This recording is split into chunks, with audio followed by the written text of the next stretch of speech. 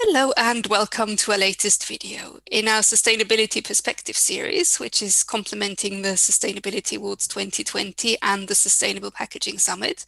We're sharing interviews with thought leaders from across the packaging value chain. Today, we'll be hearing from APEAL, the Association of European Producers for Steel for Packaging, which unites all 5 producers of steel for packaging in Europe. And I'm delighted today to have the outgoing president, Tony Waite, as well as the newly appointed president, Viliam Gašpar, with me to share their thoughts and insights on the role steel packaging can play on the road towards a fully circular economy and how APEAL works to accelerate this. So yeah, welcome Tony and Viliam, and thanks very much for joining us today. Thank you. So starting with you, Tony, during your tenure as president, APEAL has extended its membership, and the association now unites all 5 of the producers of steel for packaging in Europe. How significant is this, would you say, and will it help APEAL to achieve its mission? Yes, so perhaps maybe I should start by reminding you of our current mission. So as APEAL, we want to ensure a clear understanding of support for steel as a sustainable and also as a resource efficient packaging. And you see this reinforced in our message, protecting today and preserving tomorrow, in our various tools and literature. I think the fact that we've now got all 5 producers as members shows a degree of confidence in APEAL as an association. It also means we've got a united and a coherent voice, which to me is certainly important. And I think as an industry, it also shows we've got full confidence in APEAL as a reference point for the future of steel packaging for your food, beverage, aerosols, closures, paint cans, and many other packaging formats here in Europe. Great. And Viliam, as the new president of APEAL, what would you say is your first priority? My first priority? Well, okay. First of all, we are very fortunate that European Commission has taken a really bold step with the European Green Deal published last year. In connection with that, my first priority is clearly to show how steel for packaging has a real role to play in achieving the aims of the Green Deal, most notably with the sustainable products and circular design policies contained in Circular Economy Action Plan 2.0, which has succeeded original circular economy package. Great. And the term for each APEAL president is 2 years. What would you say, Viliam, are the key challenges to tackle in this time? Well, again, our challenges will be linked to the objectives of this Green Deal. 82.5% recycling is good, but we need to focus on closing the loop of steel recycling even further. I would say a key way of doing this is through increasing the separate collection of steel waste, which gives better recycling quality in all member states and sends less packaging to landfill. In parallel, we know it will be important to show all stakeholders, like policymakers, businesses, and consumers, that steel packaging can improve resource efficiency in Europe by helping to save food and at the same time reduce the waste. And also on the subject of recycling, Tony, record recycling rate for steel packaging was achieved again in 2020. What would you say is behind this good performance of steel? Yes, you're absolutely right there. So 82.5% of all steel packaging is currently recycled in Europe. And I think that's a great success story. But as APEAL, we know we want, and as an industry, we know we can do more. I think the fact that steel recycling is so simple, you can just separate it with a magnet. That also means it's economically viable. So there, for me, some of the key factors behind it.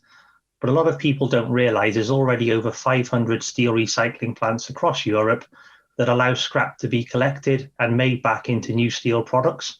And that process can be repeated over and over again. I think this and the fact that all our packaging formats are well recycled is what puts us ahead of the game. And Viliam, given this high recycling rate, do you believe it's possible to achieve the ultimate goal of zero steel packaging to landfill? And what would you say needs to happen to make this a reality? Okay, well, when we launched our first good practices recycling report in 2018, our industry objective was to reach 80% recycling by 2020 with zero steel packaging to landfill.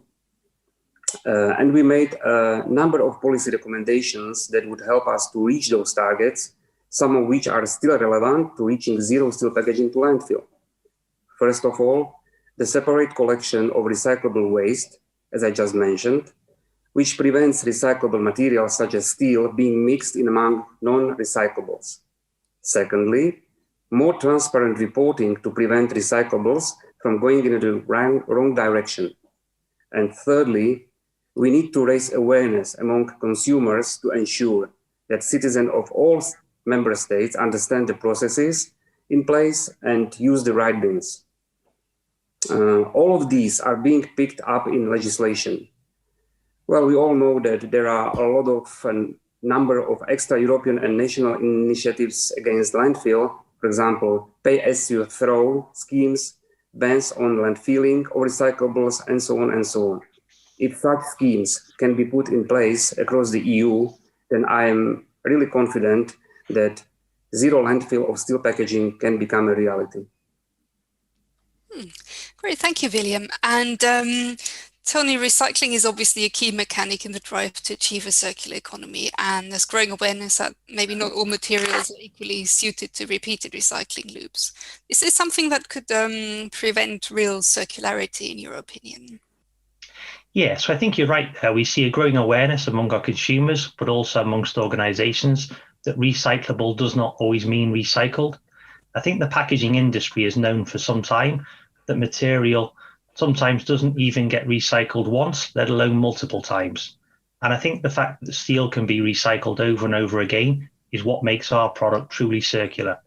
But it's not just a consumer opinion that's changing, legislation is changing as well, both on a European scale, but also on a national scale too. And I'm confident that as these rules come into play, it'll become clear which materials can make a positive contribution, but also which packaging formats perhaps aren't sharing the full story. Thank you, Tony. And also on that subject, Viliam, as the packaging industry responds to public pressure, every format claims to be sustainable in some way. How can the metal packaging sector help consumers to make informed decisions and be confident they're making a positive choice for the environment? Yes, you are right. We need to help consumers make informed decisions with greater transparency. Tony has already mentioned the growing awareness of how recyclable does not mean recycled or multiple recycled. This is where our industry has chosen to put the focus, with a customer-facing message about how metal recycles forever. This is being picked up more and more on food and beverage cans, and basically we've seen really successful partnership with retailers in the Netherlands or in Germany to help consumers understand the key role they have to play in keeping metal in a loop by recycling their empty packaging. We know that consumers are looking to make the right choices. At the end of the day, we must all give them the tools to do just that. Thank you, Viliam. And Tony, how would you say has APEAL contributed to the development of the circular economy package legislation during your tenure? Yeah, so I guess ever since the European Commission first proposed the circular economy package, APEAL has been supportive. A move away from waste and landfill to a circular design, material and resource use has got to be a positive step. And we've found a better focus on understanding and the value of the multiple recycling helps. The more people we can spread that message to, the better. But APEAL's also contributed to the legislation on reporting and calculating recycling rates, which we're now starting to see come through. And I think, as we talked about earlier, achieving 82.5% recycling rate in Europe against a target of 70% in the Packaging Waste Directive is testament to that. But I guess if I reflect back, I think we've done some great things, but as always, we could have done more. And that's why I'm delighted Viliam Gašpar is taking over as a new president of APEAL, because I know I leave the organisation and the team there in safe hands. Fantastic. And in conclusion, Viliam, food security and reducing food waste may well be among the greatest challenges society will be faced with in the next few decades. How can steel packaging help to tackle this, in your opinion? Yes, you're right. I would say food waste is a massive issue, socially, environmentally, economically, and ethically. I think we all know the figures. Unfortunately, globally, 1/3 of all the food we grow is never eaten. That is why in Europe, the European Commission has pledged to halve food waste by 2030. Packaging itself has a clear role to play. In the EU, more than half of the food waste occurs at the consumption phase in households. So I would say in order to be effective in EU markets, packaging needs to address questions of shelf life and portion size. The second largest source of loss is during handling and storage, which is why in order to be effective here, packaging needs to be strong and robust. Steel answers both of those. It's strongest packaging material available, and it offers the longest shelf life, up to 5 years for some products. And as we've mentioned before, because it recycles over and over again, steel packaging does not contribute to another problem, that is packaging waste. Great, thanks very much, Viliam. Yeah, that's a great note to end this, this video interview on. Our Sustainable Packaging Summit has now finished, but we'll continue the discussion in 2021 with more discussion panels, interviews and commentary in the new year. Subscribe to Packaging Europe or follow us on LinkedIn or Twitter if you'd like to keep up to date.